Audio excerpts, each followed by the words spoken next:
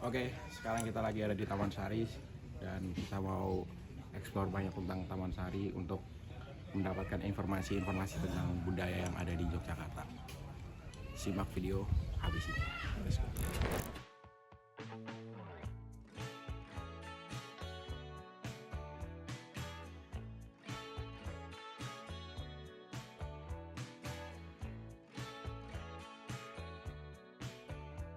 Yo, halo semuanya.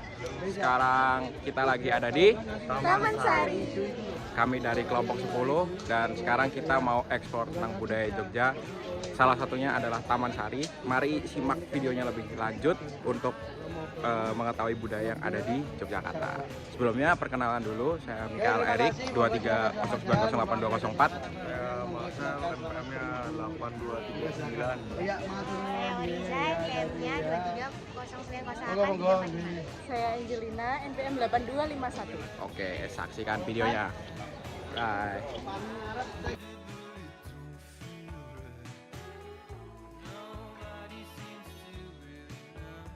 Taman Sari yang sering disebut sebagai Istana Air merupakan bagian dari kompleks Keraton Yogyakarta yang dibangun pada abad ke-18 oleh Sultan Hamengkubuwono I. Ketika Anda memasuki Taman Sari, Anda akan disambut oleh pemandangan arsitektur yang indah dan mempesona.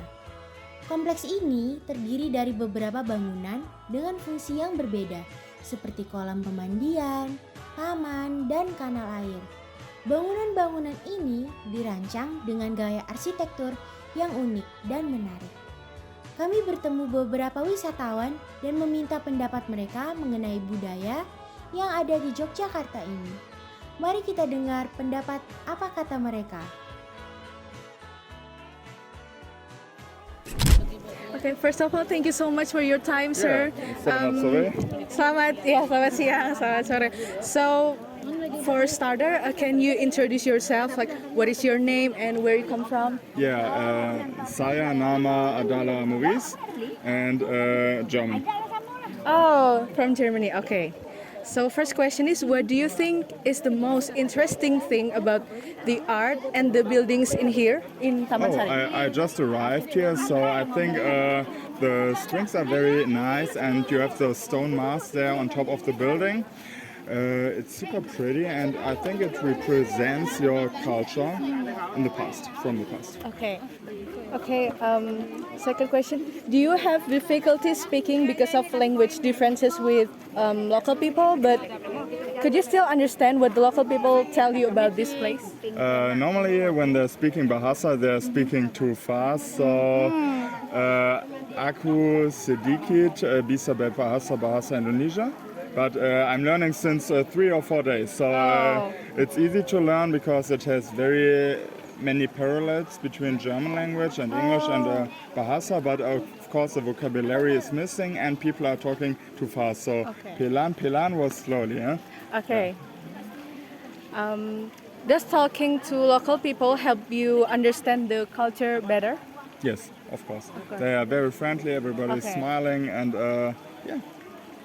What makes you feel welcome and comfortable when visiting this place, Taman Sari? Yeah, this place, or in general in Indonesia, many people are smiling, are welcoming, having good food, invite you to the restaurant or something like this. Okay, that's all. That's all that I want to ask you. Thank you so much. Okay, sama-sama. Terima kasih. Thank you so much. Have a good day. Have a good day. Thank you so much. Bye. Okay, first of all, could you introduce yourself? What is your name and where are you from? My name is Julia and I'm from the Netherlands. Oh, Netherlands. My name is Gebrand and I'm also from the Netherlands. Okay. What do you think is the most interesting thing about the art and buildings in here? I think the I don't know how you say it. The drawings on the buildings. Okay, and what do you feel about the pool and at the front? You've been there.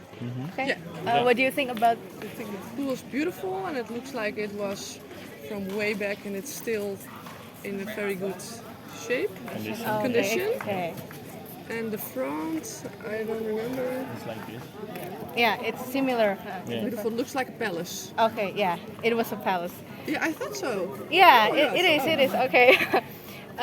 Do you have difficulty speaking because of language differences with local people in here?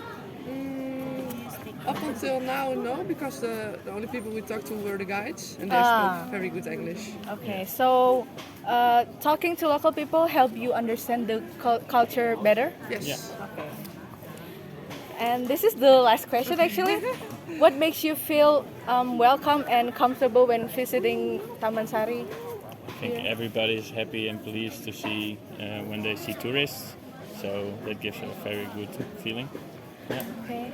everybody's happy and grateful. Okay. How long have you been here in Yogyakarta? This is our Thursday. third day, Oh. 3 days.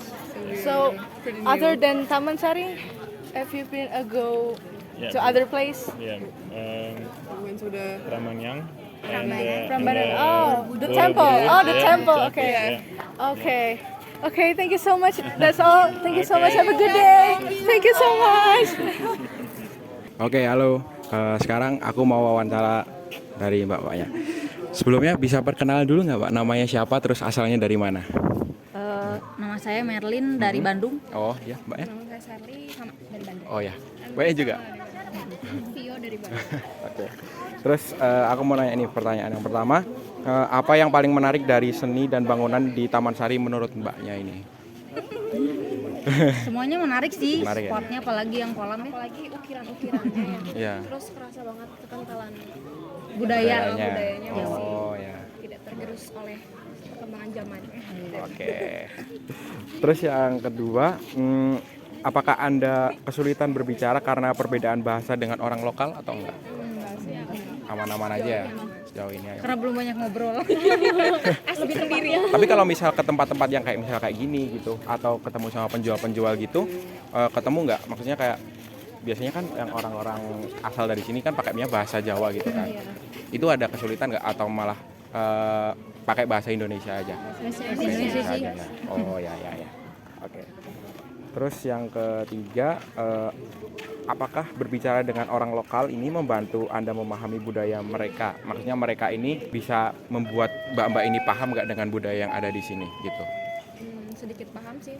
Karena kan sebenarnya kalau di Bandung kan banyak juga tuh orang Jawa. Jadi Iya. ini sedikit agak ngerti sih bahasanya. Oh iya. Cuman emang logatnya aja gitu ya yang agak Kalau berbeda. bahasa juga sebenarnya ada mirip-miripnya juga kan? Iya. Apa yang membuat mbak-mbak ini merasa diterima dan nyaman saat berkunjung ke sini, ke Taman Sari? Pertama datang sih langsung disambut ya, tahu gitu. Kayaknya mereka ngelihat kita yang masih bingung, langsung disamperin gitu, Oh. dibantuin, dikasih tahu informasi-informasi gitu. Terutama pas datang pertama juga ya kita udah dikasih bingung, terus dikasih beberapa petunjuk arahan gitu. Kalau di Jogja enaknya kesini nih, enaknya kemana gitu, diarahin tempat-tempat yang emang recommended gitu di Jogja. Iya. Apa hal atau kebudayaan yang paling disukai di Jogja selama di Jogja sekarang? Ramah sih. Lama. Lama. Cara ngomongnya itu yang halus ya, halus walaupun nggak tahu bahasanya. Tapi sebenarnya nggak jauh beda sama Sunda sih. Iya. Menurut Mbak, ini pendapat pribadi aja Mbak. Maksudnya mengapa penting untuk memahami dan menghargai keragaman budaya yang ada di Indonesia ini? Siapa dulu nih? Karena Bhinneka Tunggal Ika Oh ya. penting. Jadi biar tahu gitu budaya yang ini seperti ini, satu lagi seperti Oh ini. ya. Karena kan Indonesia banyak banget ya budayanya, Macem-macem. gitu. Tiap kota memiliki khasnya masing-masing gitu. Ya itu penting banget sih buat kita tahu biar kita juga bisa saling menghargai gitu, antar sesama budaya. Oke, mungkin gitu aja Mbak. Terima kasih ya udah mau menyempatkan waktunya buat wawancara. Makasih Mbak. Ya. Lancar terus. Oke. Jadi sekarang kita udah habis wawancara banyak orang di Taman Sari dan sekarang kita mau OTW ke, aku lupa namanya apa. Ya, kita mau ke sana habis ini dan melakukan pendalaman materi lebih dalam lagi untuk budaya yang ada. Hah? TPM minggu pendalaman materi. Bisa aja kalau Marcel. Pendalaman materi. Betul. Jadi ya abis ini kita langsung mau ke sana aja. Jadi tungguin aja. Oke? Let's go. Let's go. Setelah mewawancarai beberapa wisatawan, kami menuju galeri milik Le Iwon yang merupakan artis yang cukup dikenal pada segmen batik. Kami berkesempatan langsung untuk mewawancarai Le Iwon untuk mengenai budaya dan sejarah mengenai batik di Taman Sari. Mari kita simak wawancara dari beliau. Oke, halo, selamat siang teman-teman semuanya. Sekarang kami sudah di galeri ya Pak? Ini Ya, studio galeri tempatnya Pak Iwon. Saya Mikael Erik, di sini juga ada Marcel. Marcel Vereno. Ya. Terus di sini juga ada Pak Iwan untuk narasumber kami untuk diwawancarai. Sebelumnya terima kasih Pak Iwan udah menyempatkan waktunya untuk kami wawancarai. Terus mungkin bisa langsung ke pertanyaan aja Pak. Oh ya. Yang pertama itu sudah berapa lama Pak Iwan ini ada di Taman Sari, di kawasan Taman Sari ini? Karena saya kelahiran dari sini ya, udah lama sekali ya. Jadi saya asli dari kampung Taman Sari. Terus kalau saya memulai usaha itu sudah era 70-an ya. Jadi mengikuti dari generasi pertama Bapak. Terus saya dikenalkan budaya batik sama Bapak itu sejak 5 SD. Sejak kelas 5 SD. Jadi tahun 80-an. Oh ya. Nah, akhirnya dari 5 SD, SMP, SMA sampai seterusnya itu mampu biaya sekolah sendiri karena itu. Karena batik ini. Jadi hanya keluarga saya satu-satunya waktu itu yang anak-anaknya dengan batik mampu membiayai sendiri. Sampai tak kembangkan hingga sekarang. Batiknya itu mencakup apa aja Pak? Batik tulis atau batik? Kalau di sini tuh Taman Sari karena ciri khasnya batik lukis. Batik lukis. Tapi basic dasar batik tradisi. Jadi udah bisa batik tradisional klasik itu bisa. Tapi karena di sini tuh kampung batik Taman Sari itu mayoritas seniman. Ya. Jadi metodenya batik tulis itu diekspresikan menjadi batik lukis ya. Ada yang kaos, ada yang lukisan dinding, kain dan sebagainya. Oh ya. Kalau dulu Pak, kan batik itu dari Bapak ya. Ya. Nah itu langsung diajarin atau dikenalin dulu ada batik itu ada ini atau langsung diajarin? Ini otomatis diajarkan. Tapi karena lingkungan sini itu mempengaruhi.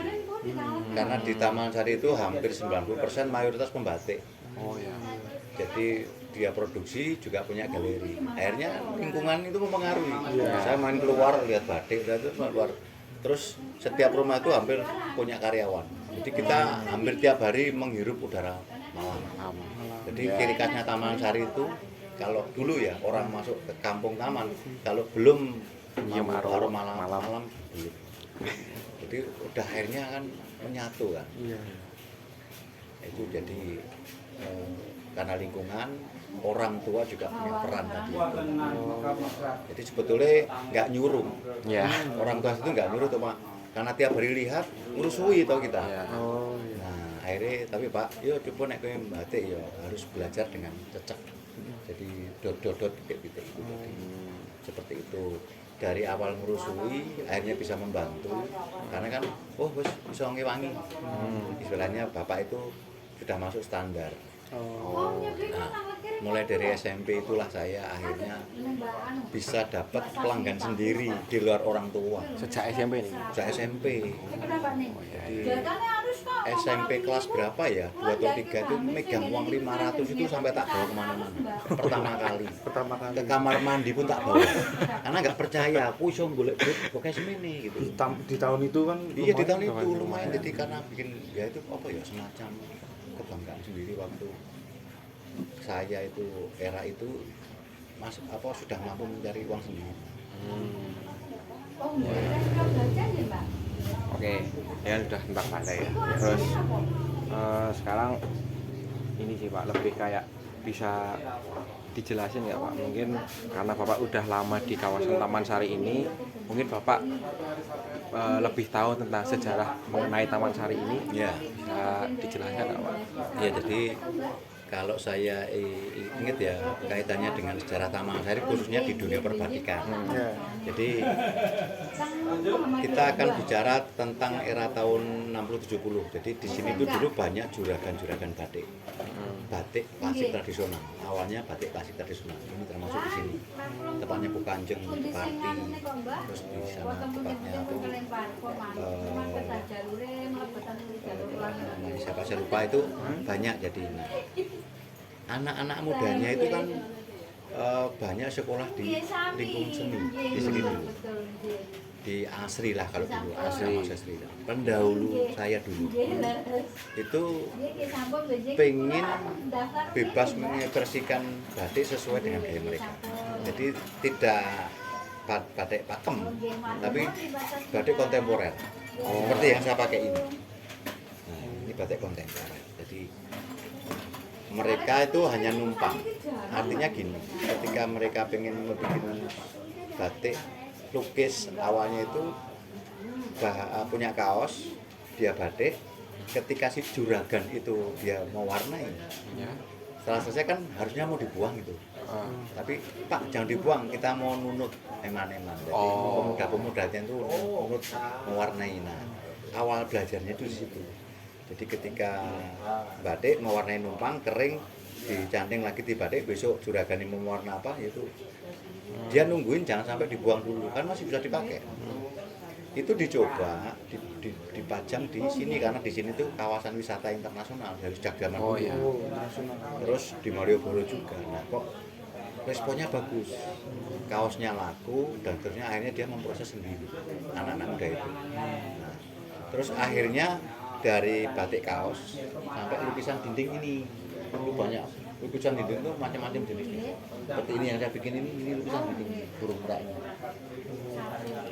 Ini lukisan dinding, calonnya ini lukisan dinding. Motifnya flora fauna burung merak. Seperti itu. Nah, Kampung Taman Sari inilah perintis dan pelopornya batik lukis di Indonesia. Jadi kalau iya di Indonesia, jadi orang yang pernah kuliah di sini, mau baik di seni mau di apa itu kan belajarnya di Kampung Taman Sari. Jadi kalau sekarang di mana-mana itu berkembang batik kontemporer seperti ini, batik lukis itu ya lahirnya di sini. Karena dulu akhirnya batik lukis itu booming dan hampir semua rumah itu jadi juragan batik dan mampu menyerap tenaga kerja dari 4 kabupaten tadi, Bantul, Sleman, Ponorogo. Jadi sejarahnya di situ Taman Sari. Sejarah terutama untuk batik. Nah, seperti itu. Sekarang, karena kan untuk meregenerasi itu memang sangatlah sulit. Saya peka melihat itu. Jadi saya mendeklarasikan diri sebagai pejuang pelestari batik. Nah, akhirnya saya memperjuangkan batik-batik yang kekinian ini. Itu yang koi itu kalau dipegang itu cantingan tuh lilin. Nah itu batik kaos lukis. Kenapa kalau saya pengen melestarikan itu harus punya konsep supaya Gen Z sebutannya itu mereka tuh menyukai dulu. Coba kalau di anak-anak sekolah itu kita langsung mengajarkan batik yang tradisi, yang rumit, yang motifnya ini dia kan nggak mau. Kaget, nggak tertarik. Makanya ketika saya peka ngerti, oh saya harus bikin motif batik favorit mereka. Sesuai dengan mereka. Motifnya mau kartun mau apa, yang penting mereka itu ada proses menyukai. Ketika saya menciptakan batik kaos lukis ini, animonya luar biasa dari sekolah, dari anak. Ini peran saya ketika batik di Taman Sari diawali dengan anak muda. Akhirnya batik juga diakui UNESCO 2 Oktober 2009 sebagai warisan budaya tak benda milik Indonesia. Ini kan kita harus punya semacam gerakan. Kalau enggak gini, sekarang puluhan tahun saya pengalaman terima tamu, edukasi tamu, karena mindset mereka batik itu mahal. Akhirnya mereka beli yang printing.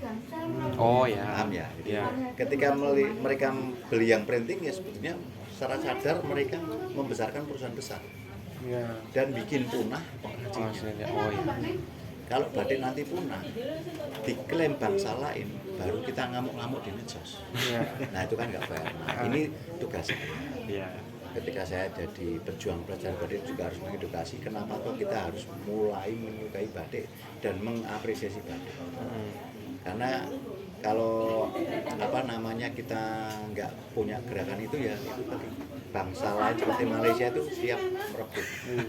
Nah, ini sebagai contoh betapa Raja Belanda 4 tahun yang lalu dia mengapresiasi karya batik saya. Itu yang Raja Belanda itu dipakai ini ini potongannya. Saya bikin baju. Bekas potongannya raja yang pesen tak manfaatkan, tak jahit. Raja itu pesen batik dan ngambil sendiri di sini. Langsung nih Pak. Langsung ini, Umroyo ini. Ketiga Pak. Ya kan Bapak berarti sudah jualan batik dan banyak bertemu sama orang-orang Pak. Ya. Kan? Orang besar. Ya. Terus untuk komunikasinya itu untuk misalnya dari wisatawan yang luar atau yang dari lokal itu Bapak ada kesulitan tersendiri nggak Pak untuk mengomunikasikan hal itu? Iya ada pasti. Jadi saya ada sisi kelemahan di bahasa. Ketika saya fokus di batik di ini kan saya ya bisa tapi sedikit-sedikit. Tapi ya harus pede aja. Yang penting mereka paham. Tapi dibantu kakak saya ada. Adik saya juga bisa. Jadi kadang-kadang. Tapi kalau suatu saat harus saya ya wis saya harus pede walaupun punya kesulitan yang lainnya segini ini ya gitu. Tapi yang lainnya ya depan ngomong yang penting mereka paham ya. Jadi mereka juga ngerti kok yang penting oke ketawa. Pasti kesulitan. Nah itu saya mau mengejar ketertinggalan saya di bidang komunikasi utamanya bahasa. Kayaknya kok waktunya nggak ada gitu, sepertinya nggak ada karena memang saya itu ini tadi di dinas. Juli, Agustus, September saya nanti roadshow batik 50 meter dengan Yayasan Kanker Anak Indonesia. Nanti Pak Jokowi ikut itu. Itu harus mempersiapkan itu, harus besok di Pasar Kangen saya 2 minggu. Oh iya. Kalian kan masih kuliah di sini toh. Iya. Kalau besok di Pasar Kangen tanggal 3 tanggal 14 nanti ya. ketemu saya. Saya ngisi workshop batik ini. Kalau main di Pasar Kangen. Terus nanti masih pameran-pameran yang lain. Jadi saya harus benar-benar ngatur waktu. Itu tadi kembali ke kendala di Bahasa. Oh iya. Mau ngejar itu udah sulit. Terus sebenarnya sama sih Pak ini pertanyaannya tadi. Mungkin gimana cara Bapak itu membantu wisatawan dari luar atau turis itu untuk memahami batik dan Taman Sari ini? Ya itu, jadi nah ini kan saya majang itu. Jadi itu edukasi. Jadi ngedukasi prosesnya batik itu loh. Ini loh pola. Dia kan paham. Ini proses pertama bikin pola. Bikin polanya udah lama, saya harus jelasin ya dengan bahasa saya mereka ngerti. Terus masih di batik. Masih di warna itu, warna sampai selesainya itu. Jadi, rangkaian proses yang cukup lama. Dia ngelihat itu isen-isennya udah pusing. Jadi akhirnya kalau orang luar itu kan terus memahami tuh. Ketika iya, sulit ya. Sebetulnya kan kalau kita menarik ke belakang sejarah batik itu apa tuh? Itu juga harus tahu, dia juga harus saya ceritakan. Batik itu kan melukis di atas kain dulu, di Google ada ditulis. Tapi dengan cairan minimal. Saya kan bercerita betapa luar biasa leluhur kita, leluhur kami bisa menciptakan sebuah untuk alat merintangi, memprotek. Orang nggak ngerti tuh, dikirain malam itu kan pewarna. Dia itu sifatnya memprotek. Ya di batik ini sesuai pola ini kan diprotek. Jadi warnanya nggak bisa masuk. Belum leluhur kita menciptakan cantingnya. Kok bisa menciptakan cantik seperti ini? Ini membatik. Banyak tembaga. Kenapa harus tembaga? Karena tembaga itu mampu menyimpan suhu lilin panas. Bikin cucuknya ini ada macam-macam loh, besar kecil. Besar kecil ya. Ya kan. Terus gagang. Jadi luar biasa sekali. Kenapa saya sampai sekarang itu harus berjuang ini? Karena saya mengingat ini tadi. Leluhur kita menciptakan lilitnya tuh, terus bisa bikin berarti seperti ini loh leluhur kita dulu. Kenapa kita harus bersyukur? Anugerah terbesar itu ketika warisan budaya Indonesia diakui UNESCO. Kalian itu kan juga bisa jadi duta-dutanya itu untuk mengkampanyekan supaya teman-teman kalian semua itu mengkampanyekan supaya mencintai atau harus membeli batik tulis yang asli. Yang harganya terjangkau banyak, banyak. Selisihnya nggak banyak sama printing. Nah itu loh. Nah berangkat dari kesadaran ini, saya jadi lebih punya energi saya untuk ini mengkampanyekan. Ini menurut Bapak sendiri batik itu ada cara yang khusus atau kita semua tuh bisa melakukannya atau hanya ada orang-orang yang emang dia tuh jagonya di motif ini atau gimana Pak? Enggak. Jadi gini, karena saya pengalaman sekali ya. Saya itu keliling sudah dari desa ke desa, ke kota ke kota. Saya itu narasumber. Saya itu selalu pengen membumikan sebuah batik. Tadi pertanyaannya kan ada enggak. Jadi ketika mereka belajar dengan saya, tidak perlu bisa gambar, tidak perlu punya bakat, tak ajari, tak transfer ilmunya. Karena apa? Kadang-kadang memang banyak pengrajin batik atau seniman batik itu pelit bagi ilmu. Kalau saya nggak pelit, artinya apa? Kalau mereka pelit, kita semua pelit. Batik lama ngomong. Saya harus rela berbagi. Karena saya pejuang, jadi ya harus saya kasih ilmunya. Jadi kenapa saya bilang tadi, Mbak E kalian itu nggak perlu bisa menggambar, nggak perlu punya bakat. Karena saya ngajari skillnya, ngajari teknik-tekniknya sudah bisa. Nggak bisa gambar, kalian bisa cari di Google, bisa nyari tenaga gambar. Yang penting kalian bisa prosesnya. Jadi saya tuh merintis banyak sekali UMKM Kota Jogja maupun sekitar. Saya itu perintisnya. Seperti itu. Oke, mungkin Menarik ya. Menarik, sangat menarik ini. insight-insightnya. Saya sempat merinding tadi pas denger. Ya mungkin itu aja dari saya sama Marcel. Selebihnya mungkin teman-teman yang pengen atau belajar membatik bisa banget datang ke Taman Sari. Ini jalan apa namanya? Ini kampung wisata Taman Sari. Letaknya di Kampung Cyber. Kampung Cyber. Langsung ke sini aja. Nyale Iwan. Nah, jadi mungkin segitu dulu aja. Terima kasih Pak Iwan. Terima kasih Pak untuk kesempatan yang berharga ini. Ya. Oke. Salam cantik. Salam cantik.